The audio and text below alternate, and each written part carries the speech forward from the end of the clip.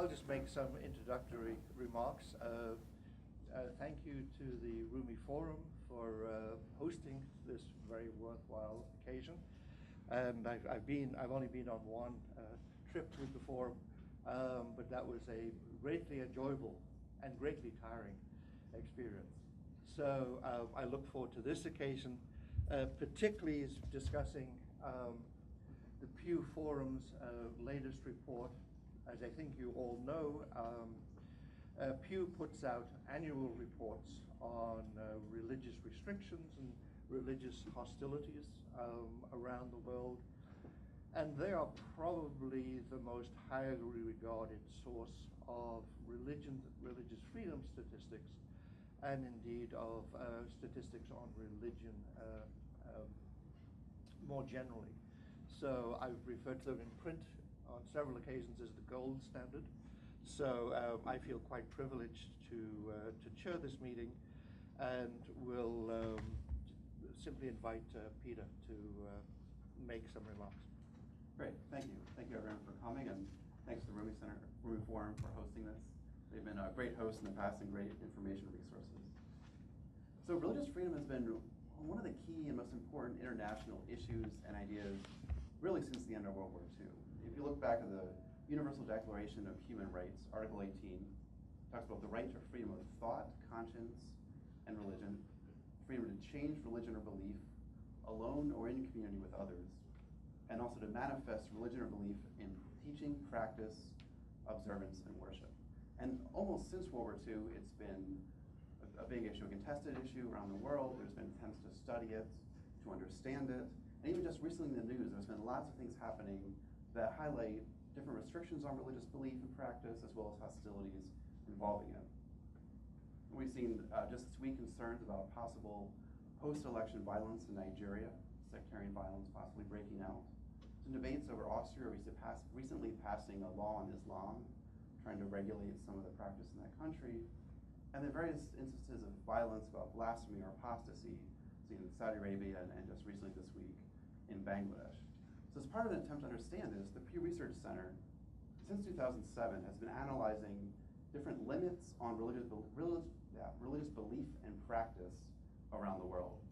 So we started this idea of religious freedom, which is a tricky, complex, hard to get your hands around type of concept. And what we did was we reversed it in a sense, focusing on trying to measure restrictions on religious freedom rather than religious freedom itself. And what this means is, think of the sense of conversion. So it might be difficult to go to a country and get a sense for how free people feel to convert from one religion to another. But we can identify specific government laws, practices, or policies that limit one's ability to convert from one religion to the next. So that's one way we do, kind of look at these restrictions.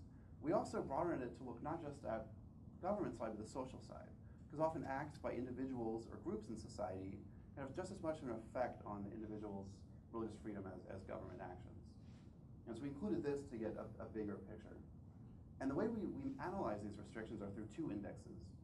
One is the Government Restrictions Index. This is measures a variety of things from whether or not there's an official religion in a country, whether there's a favoritism towards a certain religion at the expense of others, whether there's limits on practices like proselytism or conversion,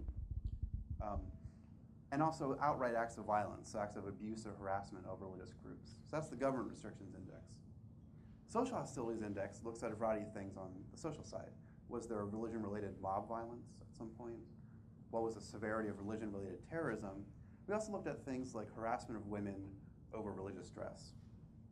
So what we do is we go through numerous sources. We look at reports from the United States government, from the United Nations, from various NGOs, to catalog examples of various types of things going on that involve restrictions or hostilities. And then we assign every country a score on both indexes. And the data currently run with the latest report from 2007 through 2013. What this does is gives us an incredible amount of information to understand this topic. We can look at differences among countries, we can look at changes over time, and also specific types of things going on in countries that may limit someone's ability to express or act on their religious beliefs. And so that's the report itself. That's kind of what we've been doing. And what I'm going to do is talk through some of the key findings of the report, some of the overall findings, some of what we found on specific harassment of religious groups, a new analysis on restrictions on religious minorities, and then wrap it up with a little bit of what I think this report can help all of us do. Okay. So as Paul mentioned, we're doing this for a while. This is our 6th report we've put out, starting 2009, analyzing restrictions. And just to get a general headline, what we found between 2012 and 2013, just when the data covered, was a slight drop in social hostilities around the world, while government restrictions stayed the same. So just to explain what I mean by that, one thing we look at to get a general sense of restrictions and hostilities is the number of countries with high levels of these things. Well, does that make sense? So in 2013, 27% of countries had high levels of social hostilities. This is down slightly from 33% in 2012, so a slight dip. Government restrictions was about the same. There was 27% in 2013, 29% in the previous year. So that did not change as much. So again, if you look at just the number of countries, we see maybe a slight dip. But that's not the whole story. So what we also do is we look at the percentage of the world's population each year that lives in these highly restrictive countries, which gives us a little bit different picture. What we found this most recent year was that when you take government restrictions and social hostilities together, 77% of the world's population lives in a highly restrictive country. And this is because there's very populous countries like maybe China or Russia that have these extensive restrictions of religion. So what this suggests to us that is even though the number of countries with high hostilities are down, the percentage of the world's population living in some of these restrictive conditions has kind of stayed stable. So just a few examples of some of the countries we've looked at and focused on to get a sense of what I'm talking about. On the government side, one of the countries that often pops up with having high restrictions is China. China has placed many restrictions on Christians. There were reports last year of destructions of churches. China has restricted Tibetan Buddhists in various activities. There's been some restrictions placed on Uyghur Muslims in the context of counterterrorism, and also some restrictions on smaller groups like Falun Gong, a new spiritual movement. So one example of one of the things we coded, in 2013, there's a report of police beating a Buddhist man to death for having a recording of the Dalai Lama on him. This is one example. Another country that often has had high government restrictions is Uzbekistan. Here, it's pretty high in widespread restrictions, often on Muslim activity. For the harassment of Muslims, there's been restrictions on the ability to wear religious dress, arrest of people who are opposed or not participating in the state-sponsored versions of Islam that they were supporting, and often a lot of limits on religious literature and proselytism. So some of the things we've seen is Uzbekistan. In terms of some of the changes we saw on the government side, one that struck out was Turkey. Turkey rose to the very high level of government restrictions in 2013. There's various things we saw, the state involvement in Islam and some preaching, harassment of different religious groups. Some of the things that struck out as increases were there was more reports by Christian groups of police surveillance and surveillance, interference in surveillance over their proselytism activities, so their missionary attempts. Beyond that, there's also still some restrictions on Muslims' ability to wear the religious headgear in the country. Even though it's loosened a bit, there's still some areas like courts and some military installations where that restriction has been reported. Another increase we saw was in Burundi. Burundi tends to have lower levels of restrictions, but in the year we were analyzing, there were repeated clashes between the government and a breakaway Catholic group that was worshiping in a way the government didn't like and trying to get access to a shrine. And during one attempt to get to this shrine, there was an altercation. The police reported stones were thrown and the police had been fired and killed several people. So their scores went up. Now, it's not all increases, not everything's going up. One thing that popped out in the United Kingdom as a decrease had to do with Scientology. I think it was back in the 1970s, a UK court had ruled that the Church of Scientology didn't count as a religious group, so they couldn't conduct weddings in their churches, in their houses of worship. In 2013, they actually changed that ruling, so that limit went away and the Church of Scientology could hold weddings, and so their scores went down in our report. So this example is some of the things we picked up on the government side and what we were coding. On the social side, one country that often has higher hostilities is Pakistan. We've seen religion-related terrorism and war, some mob violence, attacks on religious minorities, and a few instances of reported forced conversion. So one example, in March of 2013, a group of Sunni clerics broke into the house of an Ahmadi man after he refused to renounce his beliefs and beat him and his family. And the police were reportedly there but didn't intervene. Another country that has high social hostilities is Russia. We've seen mob violence, terrorism, sectarian attacks, anti-Semitic and anti-Muslim attacks, and also some attacks on Muslim clerics by militant groups. So one example of the incident, there was various protests throughout the country at Mormon and Jehovah's Witness churches by a group calling them totalitarian sects that were rather aggressive. One instance of an increase in social hostilities that was interesting was in the Central African Republic. There was a spike in sectarian violence between Christian and Muslim militias that resulted in hundreds of dead and many displaced that really pushed their score up to a very high level. And this actually got into the news last year, so it continued after the data we looked at. So on the flip side, one of the decreases we noticed was in Ivory Coast. There was a breakout of sectarian violence in 2010 after elections there, led to a big spike in mob violence and other types of hostilities. And this gradually dissipated over time, so that by the time in 2013, their score had actually significantly decreased. It's interesting to note there was a few instances of Muslim and Christian clerics holding interfaith dialogue sessions. So that not something we can say caused it or related to it, but it occurred alongside this decrease. So those are some of the examples of things we were coding. Now the next thing, one of the big things we look at is harassment of religious groups, right? Beyond the country scores, we get a little more info on the types of harassment in countries by looking at which groups were harassed where.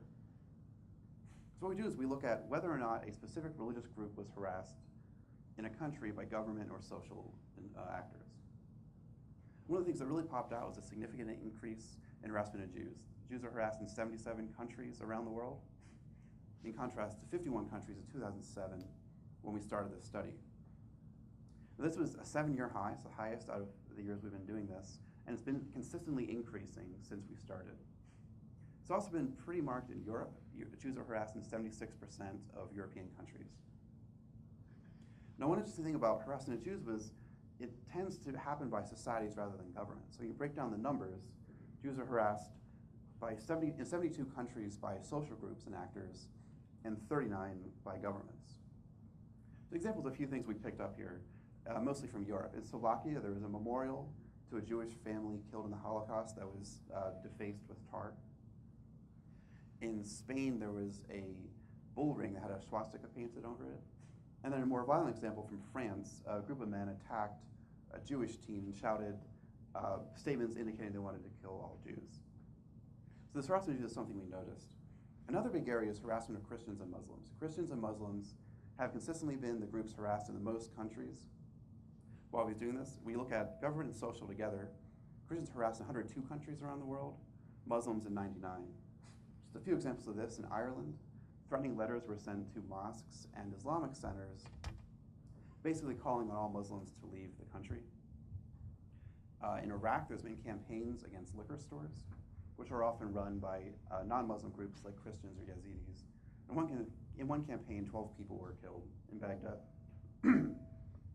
Then in Vietnam, there's a case of Christian volunteers taking supplies to an orphanage to give aid, and they were stopped by the police and beaten on their way there. So these are a few of the things we've picked up in terms of harassment.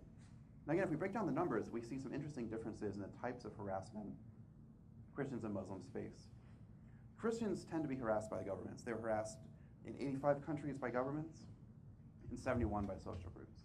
Muslims is the reverse. They're harassed in 84 countries by social groups, and 73 by governments. What this distinctions do is they tell us beyond the numbers the types of harassment going on. We see different types. We see sometimes it's individuals, it's organizations, it's society going after groups. Other times the government itself is targeting people. So these numbers tell us is that these restrictions of religion we're finding around the world tend to affect all different groups. Although in this latest report we had found a big increase in harassment of Jews. Now the next part I want to talk about is a new analysis which relates to a lot of contemporary issues and concerns. And this is highlighting government and social restrictions on religious minorities.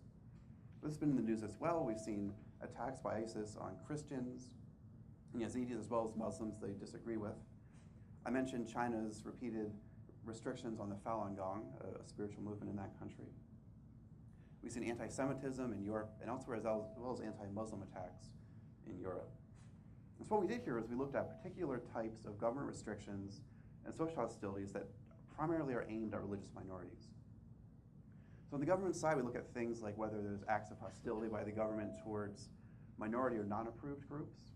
We look at whether the government bans certain groups, and also whether the government actually tries to actively remove a group from the country.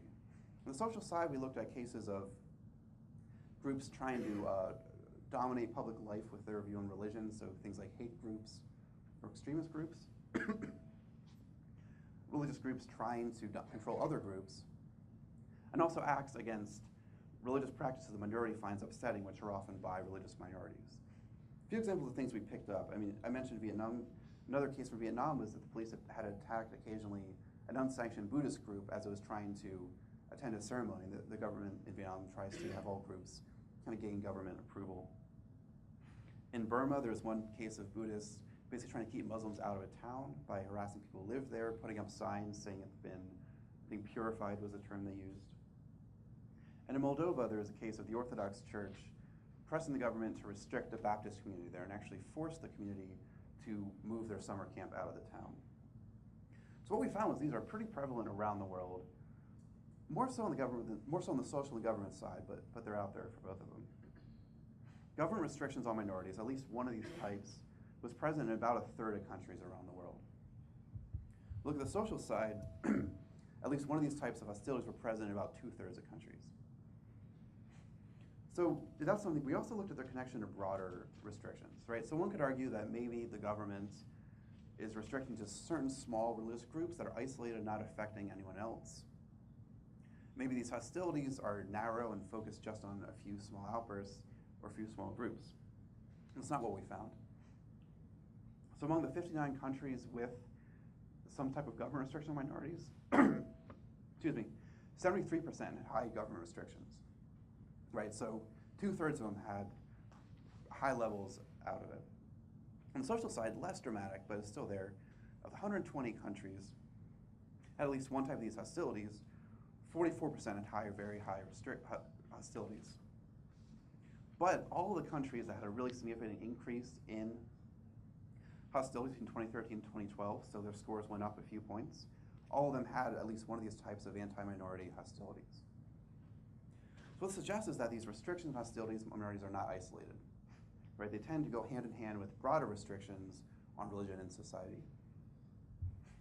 Finally, just a few words on regional differences. One thing we do is to also break out the differences, look at the median levels of restrictions in different regions to get a sense for where things are happening around the world. And so for both government and social, the top region was the Middle East and North Africa, followed by Asia Pacific. And that might be expected. There's countries like Iraq and Syria, Pakistan and China that you would look to. An interesting point, one that pops out to me, is that Europe is the next. Europe is the third highest level in both restrictions and hostilities. And that caught me by surprise when I first started. I've been doing this for enough years that it's not a surprise. But that's something that's interesting to talk about. And we can talk more about probably in the Q&A.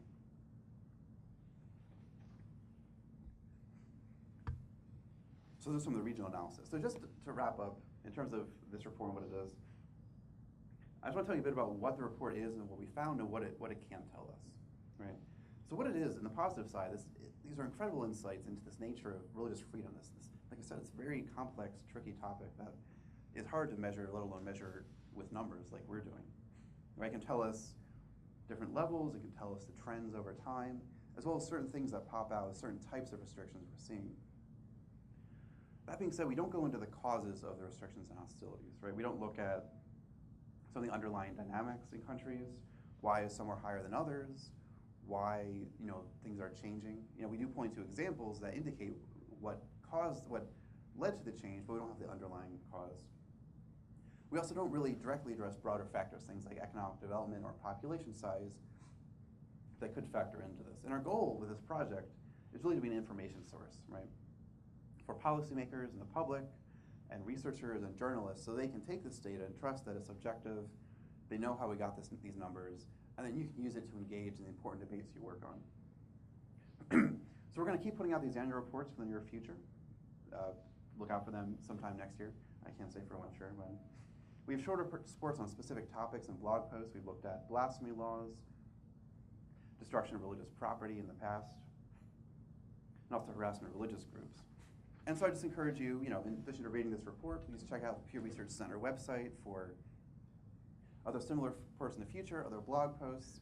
I also engage with these on Twitter, so feel free to follow me if you're a Twitter person. And that's that. So, Paul. Okay, thank you very much, Peter. I'm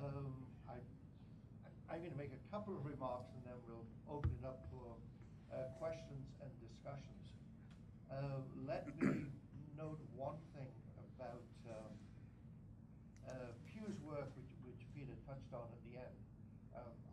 I work at a center for religious freedom. That is, we think it's a good thing. Pew, in its methods and what it does, I remember Luis Lugo pointing this out to me once, says, no, we're not for religious freedom. This is of religious freedom. This is what we're for. We're not allowed to be in favor of anything, basically, except good methodology. So,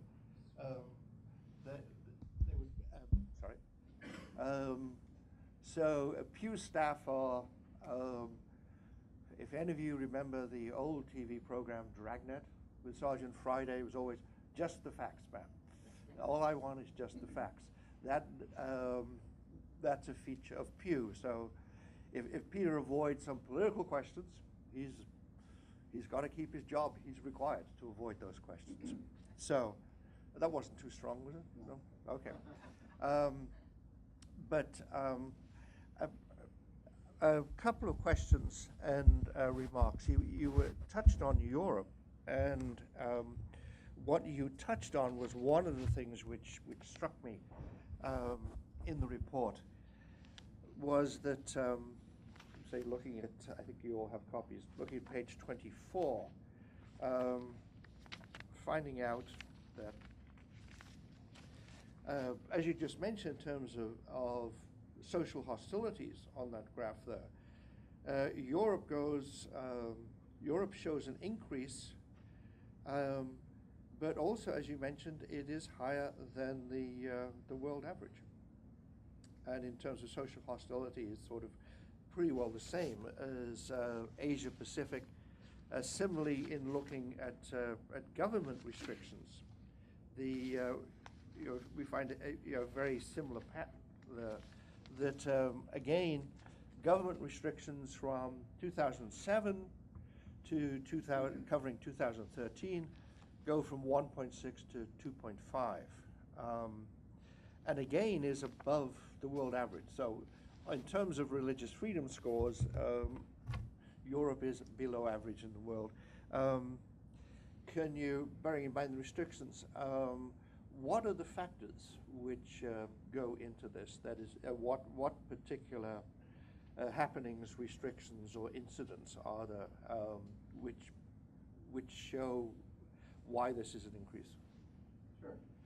So, right, as you mentioned, Europe is slightly above the global median on both these scores.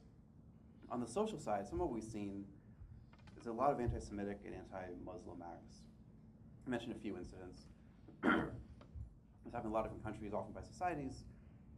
And actually, interesting, one of the types of hostilities that seems more common in Europe than elsewhere was the one I mentioned about organized groups trying to dominate public life with their view on religion. So there's a lot of these cases of I guess one would call it hate groups or extremist groups in Europe opposed to Muslims or Jewish people. That's been some of the hostilities we've seen there. There's also been some tensions among groups themselves. So some Muslim groups tense against Jewish groups in addition to that. On the government side, we've seen some of these increase, like I mentioned, the Austria law on Islam, which we haven't gotten to, so we don't know how we're going to code that. But previous years, Switzerland had passed the ban on minarets, things like that. Some of the government restrictions on religion in Europe are actually interesting because they're not always hostile or directed at groups. They often take the form of favoritism. One case I like to talk about is in Denmark, the Lutheran Church actually performs some official functions like managing, I think it was death certificates or birth certificates. Some of it comes up in the restriction score in addition to some of the tensions from the government side over some of the kind of Muslim immigrant population. Okay, thank you. Another question I have, I've just got two more. One concerns Indonesia. Again, people who want to look at it in the report. On page, the chart on page 27, restrictions on religion amongst 25 most populous countries. The same materials in the appendices, but this brings it out quite well. Indonesia scores very high on social hostilities, actually slightly higher than Egypt, higher than Burma, and in government restrictions, again, higher than Iran or Burma. And as you know, I spent a lot of time in Indonesia, and can recount major violations of religious freedom. An attack on a Shiite village, 2 people were killed, 2 Ahmadis beaten to death, church closures and so on. But the overall pattern in Indonesia is, in my view, not like this. I'm a Christian. I teach at the largest Islamic university in the country, and I've lectured at others. And maybe 2 comments. One of the biggest problems in Indonesia, I think, with religious freedom has been the lack of the rule of law. What happens when someone is killed is nothing. So it could be free range, and I've said to Indonesian Christians and others, I said, your major protection from violence is the government. It may be changing now with Jokowi, I said, because it doesn't do anything, there's lies there. I said, your major protection is the fact your neighbors, the vast majority of your neighbors, have not the slightest interest in attacking you.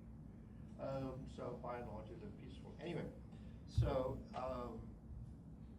my own view is that Indonesia is better than it appears in these scores, and I wonder whether there's a question of methodology involved. That is, all the bad things you want to score have happened in Indonesia, but not very much.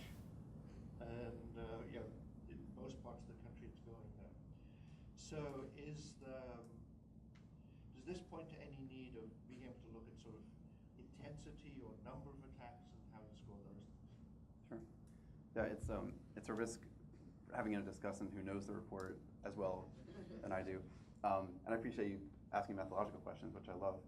Yeah, Indonesia is a tough case. As I mentioned, we do see acts of violence there. There's been hostility over proselytism, attacks on minority groups, Ahmadis and Sufis, and also attacks among Muslims or Christians. But again, it is a big country. It is different levels of government, so some things that happen are actually occurring at the local level. And we actually do code for questions of whether the government some local government didn't act in the face of social hostility. So some sort of tension was happening and the government kind of stood back. And so we see that. That's why I think it's important to take how we don't adjust for population size or levels of government. And many of our questions do capture, it's a yes, no, like did this occur? That being said, we do look at the severity of certain types of things. We look at the severity of terrorism. We distinguish between mob violence that causes death and doesn't cause deaths, things like that. And so I think there's interesting things to look at there. The problem is when you get to really fine-grained measures of things like how many acts of mob violence were there, it's harder to tell that with certainty. And so we kind of stick with maybe a more conservative measure in the sense of sticking to data we know is actually pretty accurate instead of running into smaller grain divisions and quantification we can't address. So there might be interesting regional differences within Indonesia. That's why we encourage people to take the data and do what you will with it, so to speak. We do put out actually the raw scores for every country, so you can see every type of hostility we measure, and then you can use that to compare to your own on-the-ground knowledge. Okay, thank you. Just one, I suppose this is methodological as well, but much more open-ended. In my own experience of working on religious freedom issues, most of my work is international, that is outside the US and indeed outside the North Atlantic. But I also work with people who look at religious freedom issues in the United States. The thing which always strikes me is that Americans get upset about things which don't upset anybody else. One time I was, or not upset, one example, I'm on the advisory board of a group which also track religious freedom issues in the US. And the big discussion, this was about 5 years ago, was could you have the 10 Commandments on on the lawn outside the courthouse? Apart from places like North Korea or communists who don't want something, nobody else worries about that. The French don't worry about it. There's officially secular, laissez-faire. So, and then also some issues come up in the U.S. They may occur elsewhere, but I don't see them very often. Such as the current discussion about Indiana religious freedom laws. Behind question, could a baker refuse to bake a cake for a gay marriage? They believe in gay marriages. Again, these are issues that don't seem to come up in other places. So that's one. So first part of my question is, do you find that as well? The second part is a more methodological one. Because of this, the United States is a country greatly divided as to what constitutes religious freedom. Now, this is true everywhere. People will say, well, no, we're not violating religious freedom, and give you a definition which fits what they're doing. China does this. But usually in other places, while there may be disagreement, there are some things, by most international definitions, it's a violation of religious freedom. In the American sense of, what constitutes a violation is itself in dispute. Has that presented particular problems for you, and how have you addressed them? Sure. Well, so the United States is a tricky case in some of our coding, partly because our main source, which is the State Department's Religious Freedom Report, doesn't cover the United States. But we do, a lot of the other sources from different NGOs do cover the United States, and then we supplement that with U.S. Department of Justice and FBI reports. So we would find a good amount of things, and actually the United States is in the moderate level for restrictions and hostilities, which to some people in America surprises them. I think they think it would be lower than that. We had a recent post about that on our website, talking about it.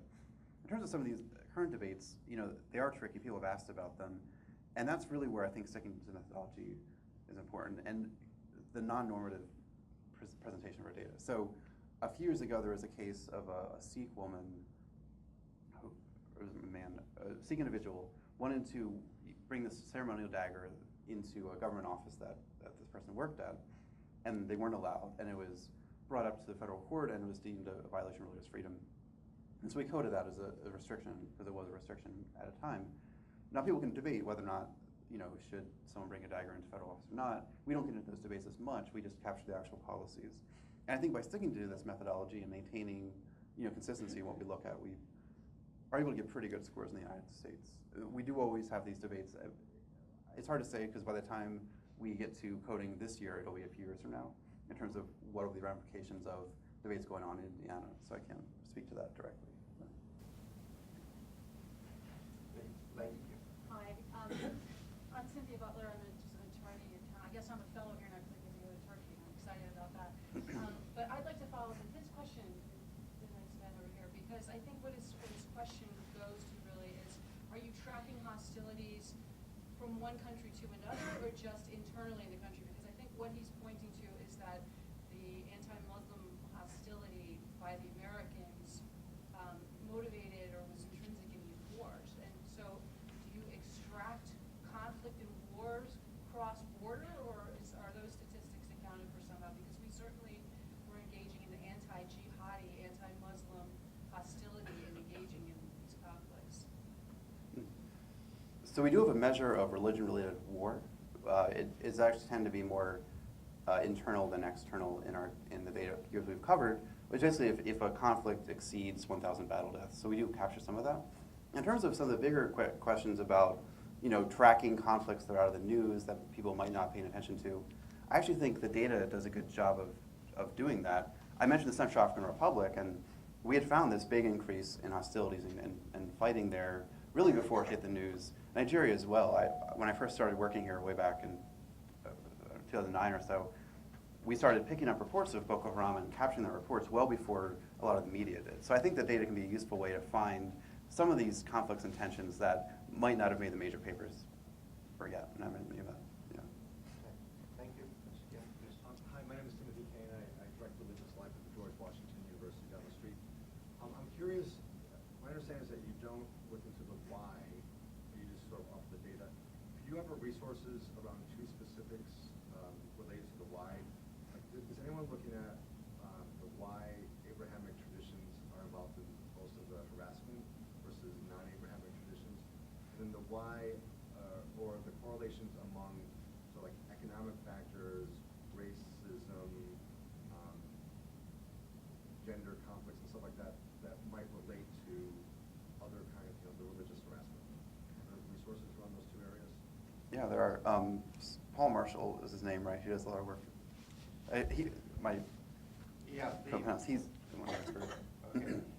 The question of factors is, firstly, it's hotly disputed. And, but a few comments. If it's the case that most of the violent or harassment, did you say is done by Abrahamic religions or is done to? Done to. So Yeah. it's talking about Jewish, Muslim, and Christians were the targets of all this harassment. And it looked like Hindus and Buddhists were very much on the lower end of the receiving of the harassment, according to some of those charts. I mean, one feature is, if you take all the take three, use the term Abrahamic religions, I'm not sure I like it, but it's over half the population of the world, so it would obviously involve a lot of people. Another one is, while it is the case that you're going to find representatives of almost every religion in almost every country were dispersed, in terms of substantial populations, Muslims and Christians tend to be more widely dispersed. So, I could stand corrected here. I think there are only 3 Hindu majority countries in the world. The number of Buddhist majority countries would also, I think, be lower. So, you have substantial populations of certainly Christians and Muslims spread throughout the world, so there are many more occasions for this to happen. They can be targeted elsewhere. I think another feature is the exclusivity implied in a claim of one God. So, whereas in, say, more traditional pagan practice, well, we've got our God, and you have your God over there, and don't mess with our God, we won't mess with yours. So that sort of pattern. So that tends to lead to hostility. So. How about the correlation between like racist harassment, race-based harassment, gender-based harassment, economics situations, other correlations? When you get when the situation, well, you guys know, when the situation is bad for religious freedom, it tends to be bad on other scores as well. And there is quite a bit of data on this, and Pew has supplied an awful lot of it. But just to mention some of the things, when you get low scores for religious freedom, either on the social hostility index or the government restriction index, you will find, so when religious freedom is poor, you will tend to get higher corruption, higher levels of violence, the status of women is lower, income levels are lower for both men and women, but more so for women, drops off. So you see a lot of these correlations. And the question of which one is causing the others, or they probably interact in many ways. But Brian Grimm and Roger Finke have done a fairly intensive study of the relation between religious freedom restrictions and religious violence, and maintain that restrictions on religious freedom are a causative factor in increasing religious violence in a society. Right, thanks. Yeah, Brian Grin does great work. He actually was involved in starting this project and running it for several years. He has moved on to other things, but.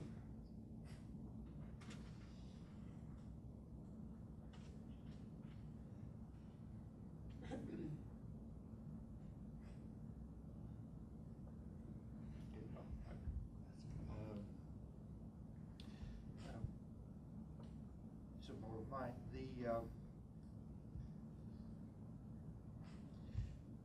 When you've looked at trends in Europe, where is the boundary of Europe? So it's be in the report, but I've forgotten. Okay. Where does Europe end in terms of the report? The regional distinctions we use includes Russia and Eastern Europe, I think the Caucasus. Okay. And then, Do you summarize overall trends in Europe? Is there a difference between Eastern and Western Europe, or North and South, or if Balkan regions or Caucasus or whatever? That do you see differences between those, or does the trend apply to all of them, though in different amounts? Sure, it's not analysis we've done specifically, but generally you do see higher scores in Eastern Europe, countries like Russia, Western Europe. But Western Europe, you do still see a good amount of anti-Semitism, anti-Muslim acts, as well as some of the government limits on activity through favoritism, like I mentioned before. So it's distributed throughout the content. Okay, other comments, questions? Okay then. It's after 1 o'clock. So I will thank you all for coming. Thank you for the good questions and comments. Particularly thank you to Peter for coming here, and to him and his colleagues for preparing these excellent reports. And thank you now to the Rumi Forum for the occasion and also the food, which we are